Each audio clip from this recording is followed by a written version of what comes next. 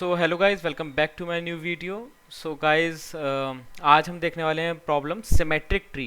ये क्या होता है और इसको कैसे कोड करेंगे। तो सबसे पहले ये देखते हैं सिमेट्रिक ट्री क्या होता है। ठीक है, सो यही टेस्ट केस लेते हैं, बनाते हैं ट्री। सो एक ट्री है, ब्लैक ब्लैक कलर ले लेता हूँ तो अच्छा विजिबल होगा। सो 5 1 2 1 2। अब ये क्या है, सिमेट्रिक है। अगर सिमेट्रिक है तो यस प्रिंट करते हैं, लेकिन सिमेट्रिक का मतलब क्या है। सिमेट्रिक का ये मतलब है कि जो लेफ्ट सब ट्री होगा, लेफ्ट सब ट्री क्या है, 1 और 2। क्या है लेफ्ट सब ट्री, ये चीज लेफ्ट सब ट्री है। इसका मिरर इमेज होगा राइट सब ट्री, और राइट सब ट्री कौन सा है, ये है। तो अगर मैं इसको, इसका लेफ्ट सब ट्री का मिरर इमेज निकालूं तो फ्लिप हो जाएगा भाई, अपोजिट डायरेक्शन चेंज हो जाएगा ना। तो ये क्या हो गया, सिमेट्रिक ट्री हो गया। एक एग्जांपल लेते हैं अनसिमेट्रिक का, इसी में से ले लेते हैं टेस्ट केस से, तो अच्छा समझ में आ जाएगा क्योंकि यही चलाने हैं हमें टेस्ट केसेस। तो 5 10 10 20 एंड 30। ये सिमेट्रिक क्यों नहीं है, ये सिमेट्रिक इसलिए नहीं है क्योंकि ये जो राइट सब ट्री है RS, RS is not a mirror image of LS left sub tree, इसलिए नहीं है। सो अगर जो लेफ्ट सब ट्री बेसिकली अगर मिरर इमेज होगा राइट सब ट्री का, सो उसको हम सिमेट्रिक कहेंगे। सो अब ये चीज हम करेंगे कैसे। इसमें एक बहुत अच्छी चीज है, आपने ऑब्जर्व भी कर लिया होगा अब तक, सोच भी लिया होगा कि अगर मैं इस रूट को देखूं, सबसे पहले अगर मैं इस रूट की बात करूं 1, ये 5 का इंटरनल नोड है, ठीक है।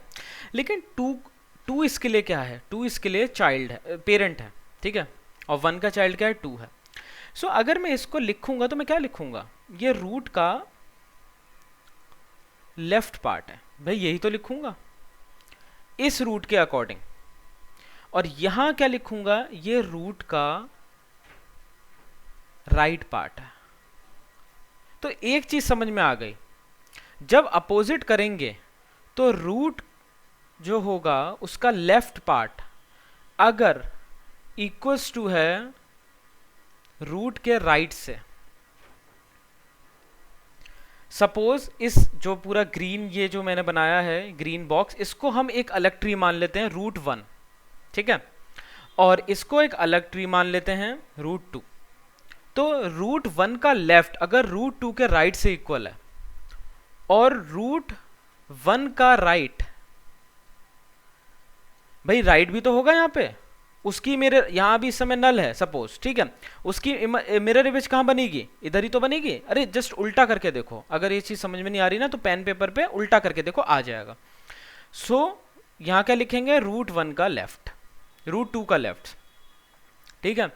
सो अगर ये कंडीशन हमारी सेटिस्फाई होती है तो ये सिमेट्रिक ट्री है, वरना नहीं है। तो बहुत सिंपल है, अब कोड करके देखते हैं कैसे करेंगे। सबसे पहले हमें एक फंक्शन बनाना पड़ेगा। हमें बूल डेटा टाइप दी गई है तो हमें basically false and true return कराना है, ठीक है। तो एक फंक्शन बनाते हैं, रिटर्न इज मिरर, और हम इसमें 2 रूट पास करेंगे। अब 2 रूट पहले मैंने क्यों पास करी ये समझते हैं, ठीक है। मैं इस ट्री को, भाई इस जो हमारी इनिशियल रूट है, जो सबसे पहली रूट है, उसके लिए चेक करने की जरूरत नहीं है। इसका अगर मिरर इमेज भी करूंगा तो ये 5 ही बनेगी, इसमें नहीं। चेकिंग कहां से होगी, लेफ्ट सब ट्री और राइट सब ट्री। तो इनको हम एक अलग अलग √1 और अलग अलग एक इसको √2 मानेंगे, ठीक है। ये हो गया। तो मैंने वही 2 इसमें पास कराए हैं, 2 रूट पास कराते। फंक्शन बूल ही लूंगा, ज़्यादा बेटर है, मुझे वही चीज़ रिटर्न करानी है, ठीक है। इंट लेते हैं तो 10 रिटर्न कराना पड़ेगा। तो struct node √1, struct node and √2, यही तो है, ओके। अब पहली कंडीशन, बेस कंडीशन देखते हैं।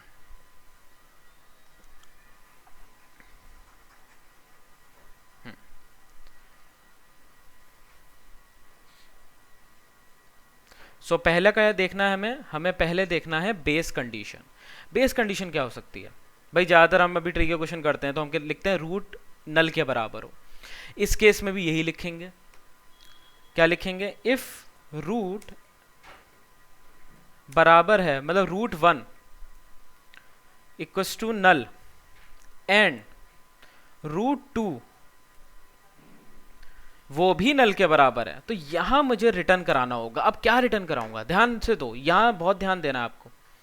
यहां इसलिए ध्यान देना है कि अगर कोई ट्री एग्जिस्ट ही नहीं करता तो अपने आप में वो सिमेट्रिक ट्री है, क्योंकि जब कोई ट्री है ही नहीं, सपोज यहां कोई ट्री है ही नहीं, तो उसका सिमेट्री भी सेम होगी। तो बस यहां बहुत इंपॉर्टेंट पॉइंट है इस क्वेश्चन में, यहां रिटर्न ट्रू कराना है। अच्छा, अब दूसरा पॉइंट, अगर रूट है तो क्या करें, इफ रूट 1 एग्जिस्ट करती है, ठीक है, रूट 2 भी एग्जिस्ट करती है, ठीक है, रूट 1 का डेटा किसके बराबर है, रूट 2 के डेटा के, यही तो कर रहे थे हम भाई, रूट 1 का डेटा रूट 2 डेटा के बराबर हो, लेफ्ट का डेटा राइट के बराबर हो, और रूट 1 के राइट का डेटा रूट 2 के लेफ्ट के बराबर हो, तो मुझे रिटर्न करते जाओ, मैं आगे चेक करता जाऊंगा, तो मुझे रिटर्न करते जाओ, मैं आगे भी फंक्शन कॉलिंग करते जाऊंगा। तो अब हम लगाएंगे रिकर्जन। सो इस मिरर क्या करेंगे, रूट 1 का लेफ्ट, रूट 1 के लेफ्ट किससे कंपेयर होगा, रूट 2 का राइट से, सिंपल, बस यही चलाना था। एंड एक कंडीशन और रह गई, रूट 1 का राइट भी तो है, इस मिरर फंक्शन रूट 1 का राइट किससे कंपेयर कराना है, रूट 2 के लेफ्ट से। अगर ये ट्रू है तो आगे चेक करते जाओ, ठीक है, और अगर ये ट्रू नहीं है तो सीधा मुझे क्या रिटर्न कर दो, फॉल्स, कि वो मेरा सिमेट्री नहीं है। बस इतना ही कराना था इसमें। अब चला के देखते हैं। तो स्टेप बाय स्टेप करते हैं, कोडिंग तो बहुत सिंपल लगती है और बहुत आसानी से हो जाती है।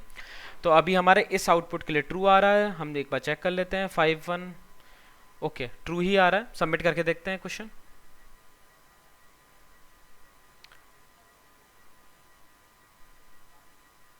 ओके, सो आंसर भी करेक्ट है, सारे टेस्ट केस पास हो गए। सो ये एक अच्छी प्रॉब्लम है ट्री में, जब आप in order pre order post order कर लेते हो तो उसके बाद ऐसी प्रॉब्लम्स शुरू हो जाती हैं ट्री में, थोड़ा सा इजी से ऊपर हो जाती हैं, इजी कह सकते हैं, और इजी और इंटरमीडिएट के बीच में भी कह सकते हैं, ठीक है। सो ट्राई करना, ठीक है, जैसे मैं बोलता हूँ पहले practice and then pen paper practice करने के बाद कोड करना, हो जाएगा। Okay, so bye bye.